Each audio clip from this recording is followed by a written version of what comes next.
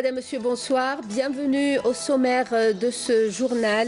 Le défunt Abdelmalek Gneiziya, inhumé au cimetière de Sidi Yahya à Alger en présence de hauts responsables de l'État aux côtés de sa famille et de ses proches.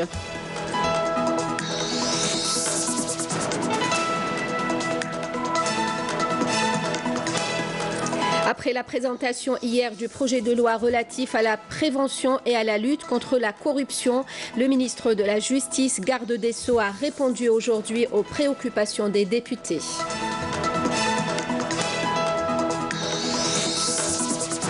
Le Salon international des fruits et légumes de Berlin, retour de la participation algérienne après 8 ans d'absence. Les entreprises algériennes prospectent de nouvelles opportunités d'exportation. Le e-commerce en Algérie, malgré la multiplication des sites de vente, les consommateurs restent dans leur grande majorité assez réticents. Une promenade dans la nature à la fin de ce journal. Nous allons accompagner des randonneurs jusqu'au lac Daya à Temesguida, un lac situé à 1000 mètres d'altitude. Mais avant de revenir en détail sur ces titres de l'actualité, ces messages de félicitations du président de la République, Abdelaziz Bouteflika, d'abord à la gouverneure générale de Nouvelle-Zélande, Patsy Reddy, à l'occasion de la fête nationale de son pays. Dans ce message, le chef de l'État souligne la profondeur de la coopération bilatérale et sa volonté de l'approfondir.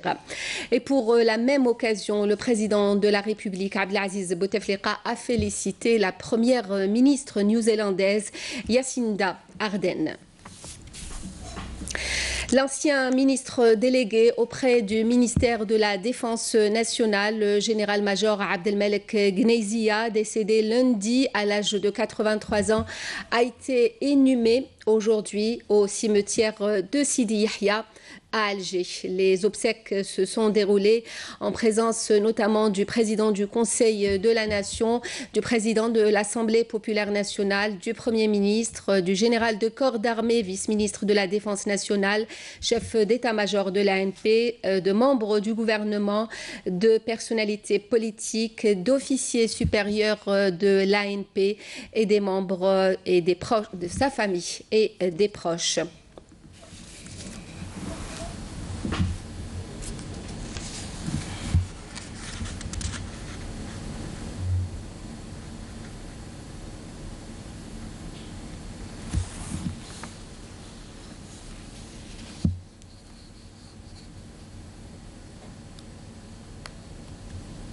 Dans une oraison funèbre, le général-major Boualem Mahdi a souligné le riche parcours du défunt depuis la révolution du 1er novembre, en passant par les différents postes qu'il avait occupés après l'indépendance au sein de l'armée nationale populaire. بقلوب خاشعة راضية بقضاء الله وقدره نودع في هذه اللحظات أحد رجالات الجزائر الذين بذلوا النفس والنفيس لتسترجع سيادتها واستقلالها ولتبقى حرة أبدية المجد. أحد رجالات الجزائر الذين لبوا نداء الوطن وانخرطوا في صفوف جيش التحرير الوطني وواصلوا على النهج في الجيش الوطني الشعبي إلى أن استرجع الله وديعته. أيها الجمع الكريم، في هذا الجو المهيب وباسم السيد الفريق نائب وزير الدفاع الوطني رئيس أركان الجيش الوطني الشعبي، وباسم كل الحضور في هذا الجو الكريم، وباسم كل من عرف المرحوم، نتقدم بأخلص التعازي وأصدق المواساة لعائلة المجاهد المرحوم سي عبدالمالك gneiziya رحمه الله وأسكنه فسيح جنانه. اللهم تغمده برحمتك الواسعة وأسكنه منازل الشهداء الأبرار. اللهم ألهم أهله الصبر والسلوان واكتب للجمع المشيع أجر المحسنين. يا أيتها النفس المطمئنة ارجعي إلى ربك راضية مرضية فادخلي في عبادي وادخلي جنتي. صدق الله العظيم. إن لله وإنا إليه راجعون. À l'Assemblée populaire nationale et au lendemain de la présentation du projet de loi relatif à la prévention et à la lutte contre la corruption, le ministre de la Justice, garde des Sceaux, a répondu aujourd'hui aux préoccupations des députés. Tayyip Louh a indiqué que la moralisation de la vie publique et la lutte contre le phénomène d'achat de conscience aux élections, y compris celle du Conseil de la Nation, sera menée sans relâche par toutes les instances compétentes et plus particulièrement l'autorité judiciaire. Nejma Harch. Répondant aux questions des membres de l'Assemblée populaire nationale sur le projet de loi relatif à la prévention et à la lutte contre la corruption, le ministre de la Justice a indiqué que la moralisation de la vie publique et la lutte contre le phénomène d'achat de conscience aux élections sera menée par toutes les instances compétentes et plus particulièrement l'autorité judiciaire. Tayyip Louh a indiqué que la lutte contre la corruption amorcée depuis des années était plus intense lors des précédentes élections du Conseil de la Nation qui se sont déroulées dans le respect de la loi et en toute transparence. La moralisation de la vie publique va se poursuivre en toute quiétude et la lutte contre le phénomène d'achat de conscience aux élections, y compris celle du Conseil de la Nation, sera menée sans relâche par toutes les instances compétentes et plus particulièrement l'autorité judiciaire.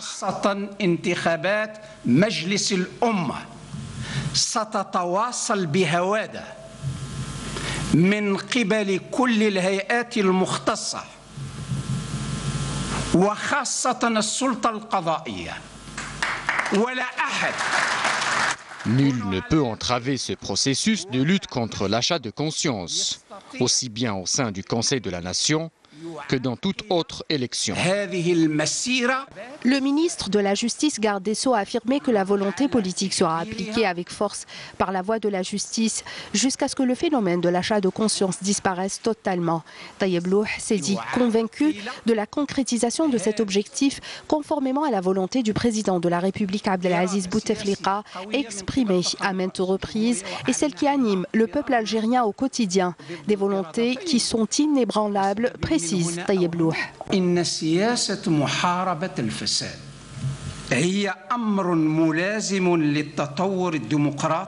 La politique de lutte contre la corruption est un impératif inconditionnel à la consécration de la démocratie et au développement démocratique.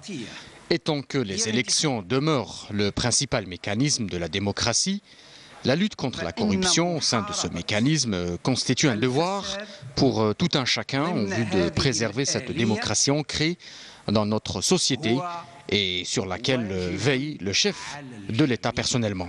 Au terme de sa déclaration, Tayyip Louh a lancé un appel aux parlementaires à œuvrer ensemble loin de toute crispation. Abordant d'autre part l'élection présidentielle prévue le 18 avril prochain, le garde des Sceaux a relevé que le respect des rendez-vous électoraux et leurs organisations dans les délais fixés s'inscrivent en tant que principes fondamentaux pour l'ancrage de la démocratie et le respect de la légalité. Le ministre des Affaires étrangères, Abdelkader Msahel, dirigera demain et vendredi à Addis Abeba la délégation algérienne aux travaux de la 34e session ordinaire du Conseil exécutif de l'Union africaine. Cette session préparatoire à la 32e session ordinaire de la conférence des chefs d'État et de gouvernement de l'UA, prévue les 10 et 11 février, permettra au ministre des Affaires étrangères des États membres d'examiner les rapports thématiques sur les dossiers stratégiques à l'agenda de l'organisation continentale. Le Conseil exécutif examinera également l'ordre du jour du sommet de l'Union africaine. Je vous le disais en titre, le Salon agricole international de Berlin s'est ouvert ce mercredi avec la participation d'une vingtaine d'entreprises algériennes venues prospecter de nouvelles opportunités d'exportation en matière de fruits et légumes. Le pavillon algérien à cette foire de renommée mondiale a été inauguré par le ministre du Commerce, Amal Essiridir. Fruits Logistica, un événement économique de grand intérêt pour les entreprises algériennes participantes et qui permet de faire connaître la qualité du produit local et de prospecter de nouvelles opportunités d'exportation. La 137e édition du Salon international des fruits et légumes de Berlin voit la participation d'une vingtaine d'opérateurs économiques algériens qui envisagent de décrocher des contrats de partenariat et de faire connaître le produit algérien à l'échelle mondiale. L'Algérie revient à cette manifestation économique après 8 ans d'absence.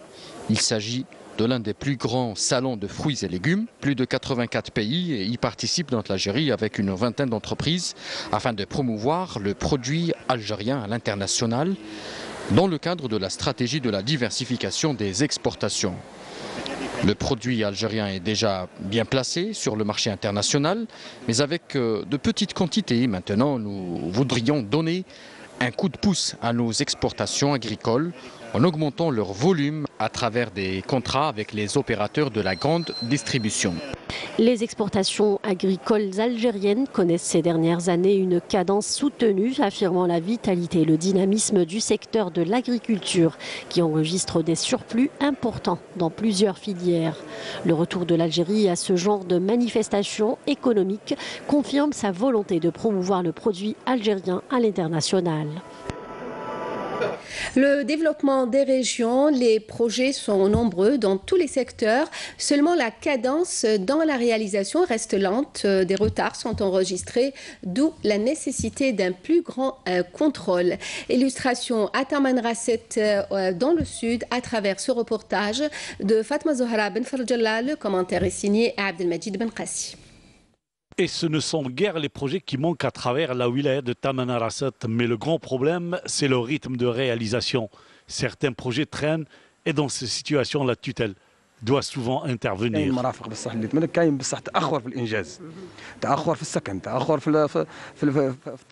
Tous les projets connaissent des retards. Dans le secteur du logement, celui des travaux publics, de la santé, pour cela il faut une institution de contrôle et de suivi des projets pour lesquels les pouvoirs publics ont donné de l'argent. Nous voulons la création d'une zone commerciale ou un port sec ici à Ngazam. Comme promis par le Premier ministre, cela va créer un espace commercial et surtout favoriser l'activité d'échange vers l'Afrique.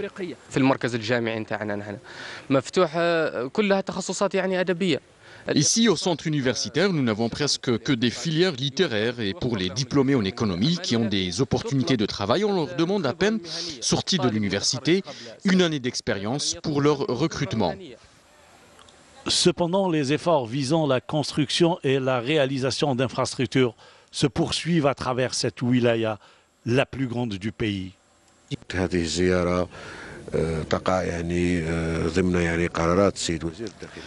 Cette visite s'inscrit dans le cadre des décisions du ministre de l'Intérieur qui ont pour objectif de suivre et d'évaluer l'état d'avancement des projets au niveau local, des projets contenus dans le programme du président de la République qui donne toute la priorité aux régions du Sud et toutes les régions frontalières, notamment avec la relance du Fonds du Sud. Des priorités faites pour un équilibre régional et pour asseoir les bases d'un réel développement du Grand Sud algérien. Direction Gigel pour parler d'un abattoir industriel des viandes rouges inauguré il y a moins d'une année dans la commune de l'Émir Abdelkader. Un établissement moderne, fruit d'un investissement privé où toutes les normes sont respectées.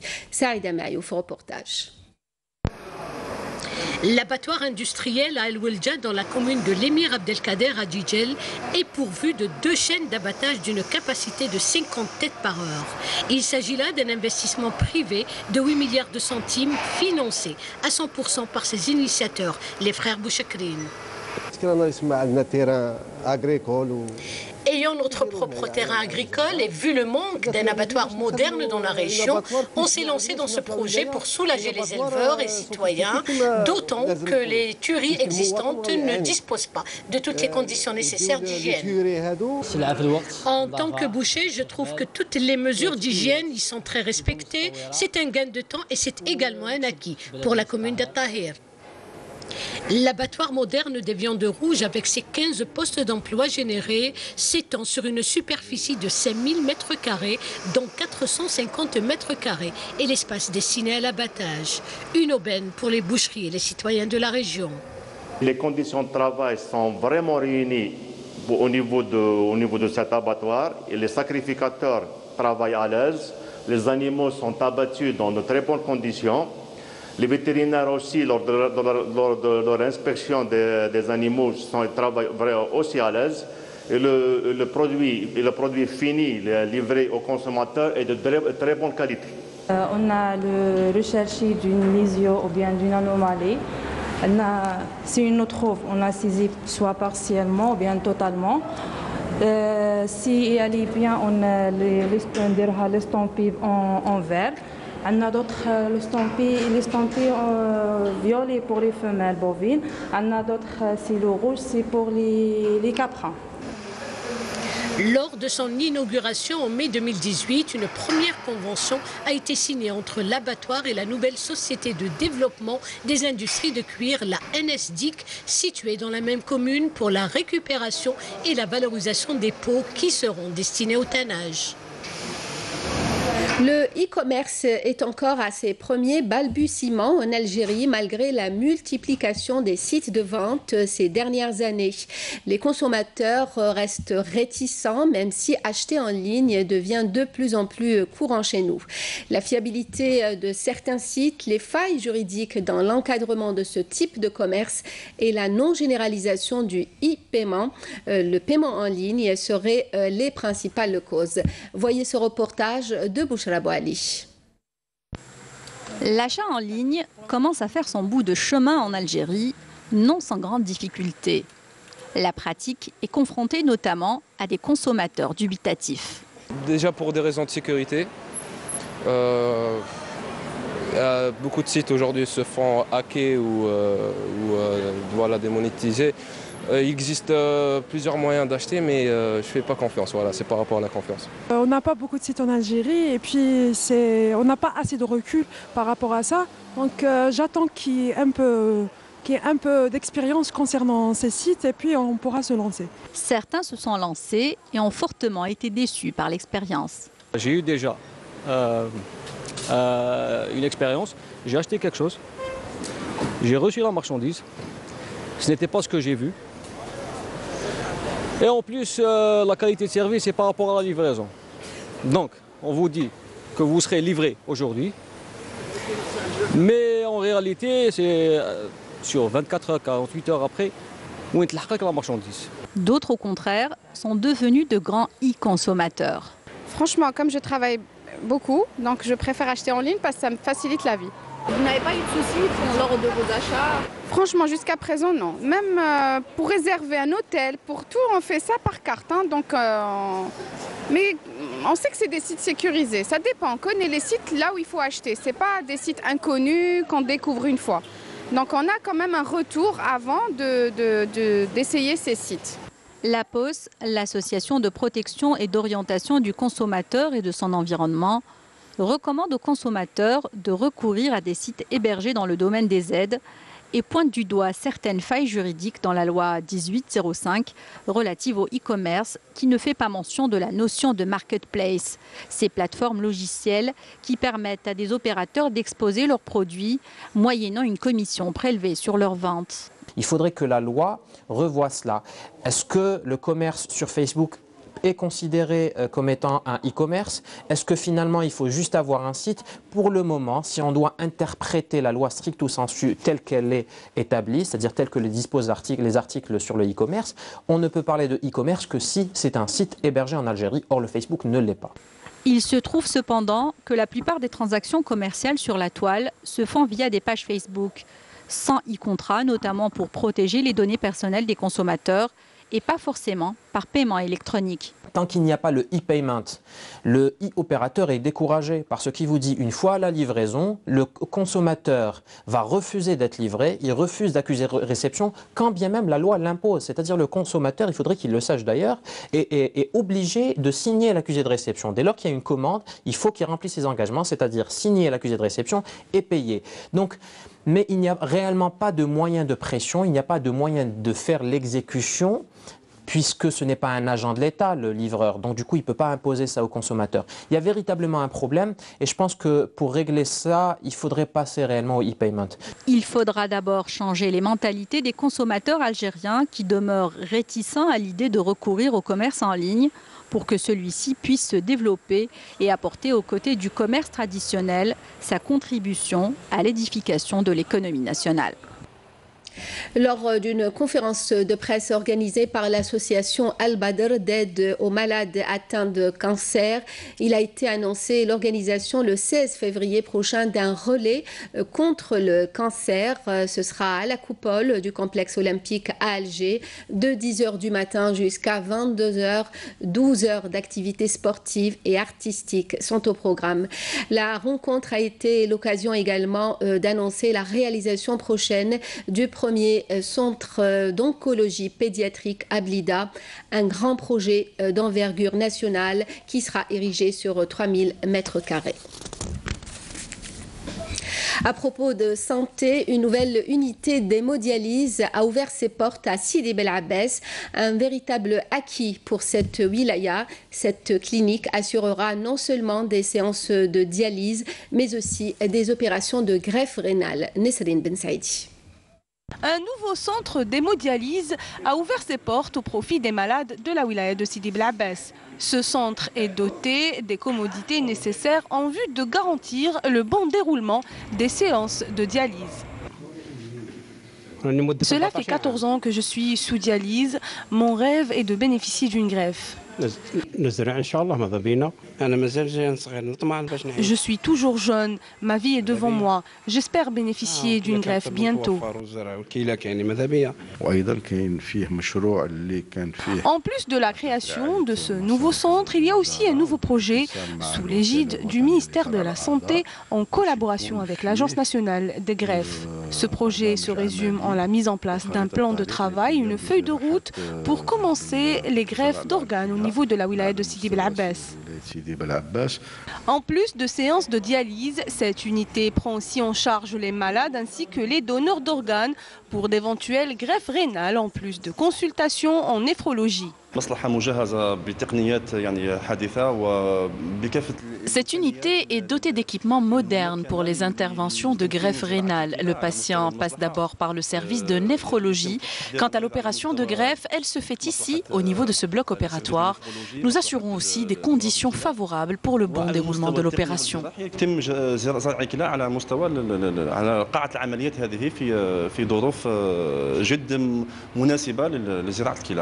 Notre devoir est de sensibiliser les patients ainsi que leurs familles quant à l'importance de la greffe rénale.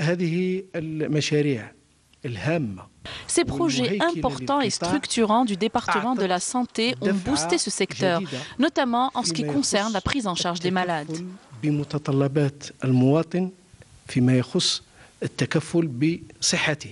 Selon le bilan établi par l'Agence nationale des greffes, recensant les greffes d'organes et de tissus réalisées en Algérie ces 3 dernières années, il ressort que 268 greffes rénales ont été effectuées en 2018, 251 en 2017 et 244 autres en 2016.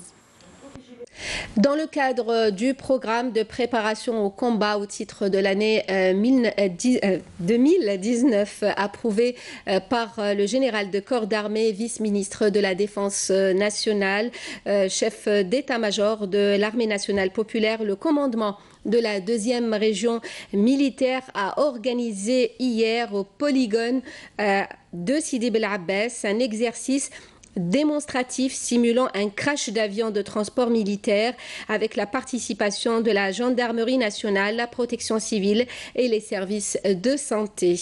Durant cet exercice, l'intervention des différentes structures concernées a été simulée suivant une méthodologie étudiée en donnant la priorité au sauvetage des vies et l'évacuation des blessés vers les points médicaux de campagne, puis vers les hôpitaux. Ensuite, l'intervention rapide pour éteindre les incendies en établissant un périmètre de sécurité et en évacuant la zone. Cet exercice vise à tester l'efficacité opérationnelle des différentes structures militaires et civiles participant aux missions de recherche et de sauvetage concernant les catastrophes naturelles et industrielles et la mise à jour des méthodes de coordination et de communication entre les différents intervenants.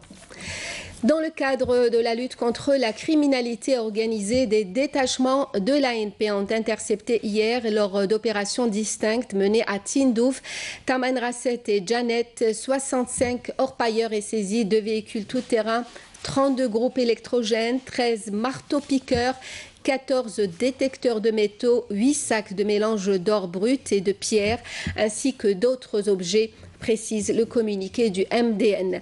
Par ailleurs, des éléments de la gendarmerie nationale ont arrêté à Tébessa et Batna 4 individus en leur possession 5 fusils de chasse et une quantité de munitions, tandis qu'un narcotrafiquant en possession de 3 kg de kif traité a été appréhendé à Ombouagui, ajoute la même source.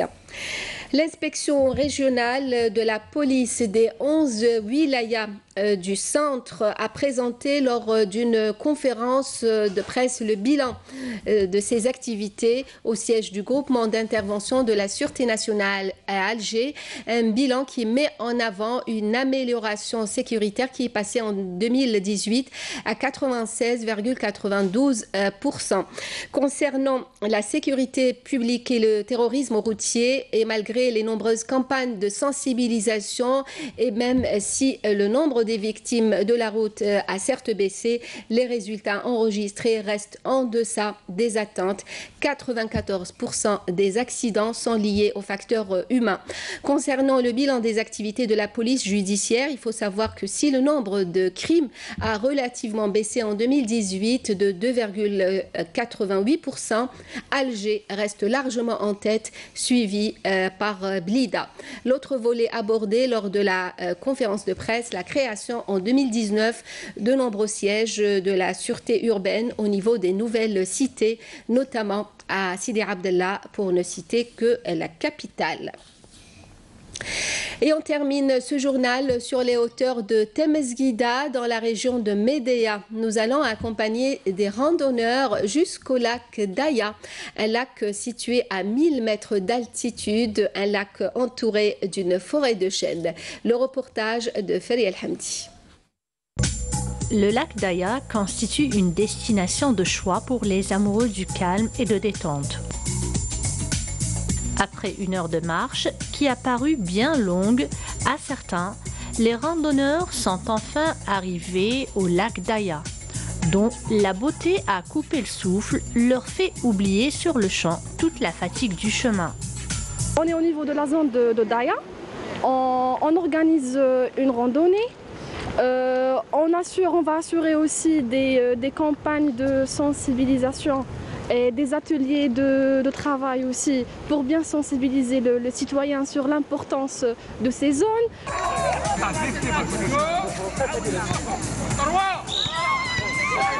Je trouve cet endroit magnifique parce que c'est déjà une autre facette de l'Atlas guidéen, différente de celle de Cheia qui est la plus connue. Donc une couverture végétale totalement différente avec le lac qui est exceptionnel.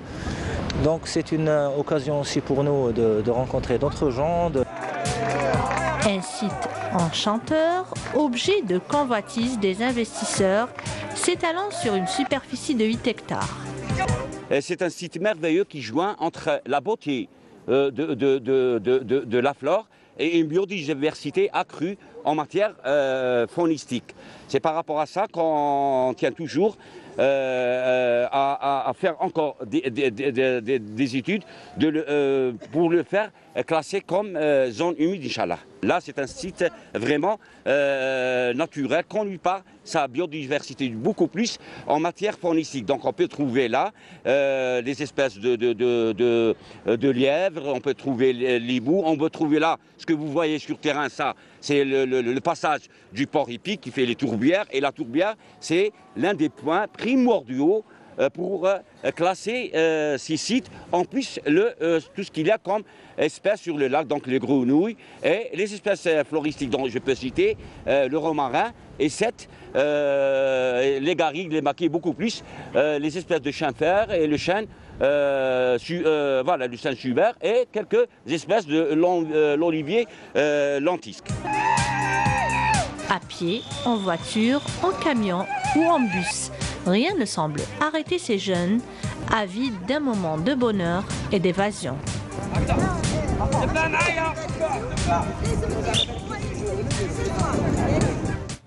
Et c'est la fin de ce journal, le rappel des principaux titres. Le défunt Abdelmalek Gnezia est inhumé au cimetière de Sidi Yahya à Alger en présence de hauts responsables de l'État aux côtés de sa famille et de ses proches.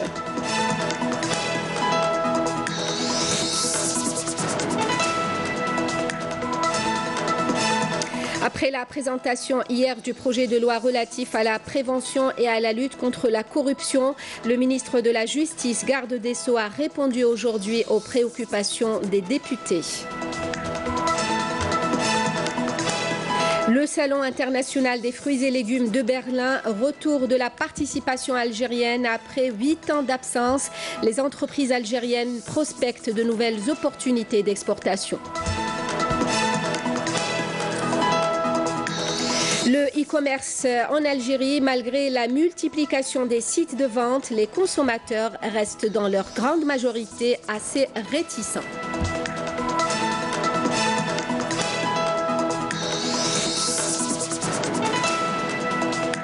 Une promenade dans la nature à la fin de ce journal. Nous avons accompagné des randonneurs jusqu'au lac de Daya à Temesguida, un lac situé à 1000 mètres d'altitude. Merci à vous de nous avoir suivis. Vous pouvez toujours revoir nos programmes à travers les liens qui s'affichent en bas de votre écran. Pour le journal, à 20h, l'édition en arabe. Demain à midi, Filla Braz, et à 19h, vous avez rendez-vous avec Zohir Bendimeled. Merci de nous rester fidèles. Très bonne soirée.